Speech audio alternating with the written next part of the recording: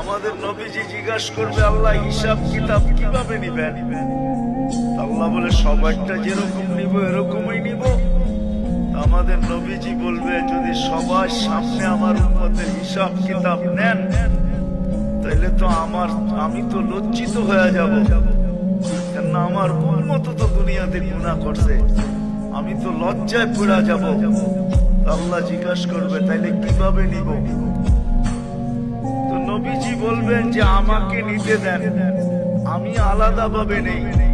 আল্লাহ প্রশ্ন করবে, আপনাকে যদি নিতে দেই, আপনিও তো আপনার উম্মতের গুনাহগুলা দেখবেন, তখনও তো আপনার চেহারাটা লজ্জায় ছোট হয়ে যাবে যে তোমরা আমার উম্মত হয়ে এই গুনাহ করলা, তো করলা কি করে, ঠিক না? সত্য তো? আল্লাহ জবাব দিবে, বন্ধু ওয়াদা, আপনার চেহারা আমি লজ্জিত করবো না, বিদায় আপনার উম্মতের হিসাব কিতাব দিব আমি বটে, কারো সামনে না, আপনার সামনেও না, আমি পর্দার ভিতরে নিয়ে নিব, আপনাকেও জানতে দিব না, কাউকে জানতে দিব না।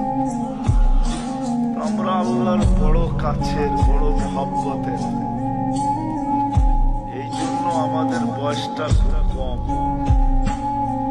কেননা আল্লাহ চান না এই উম্মত বেশি ক্লান্ত, কেননা যতদিন থাকবে তত ক্লান্ত হইতে থাকবে, ঠিক না? কি বলেন? মনে হয় বুঝাইতে পারতেছি। যত বেশি দিন থাকবো তত বেশি কি ৯৫০ বৎসর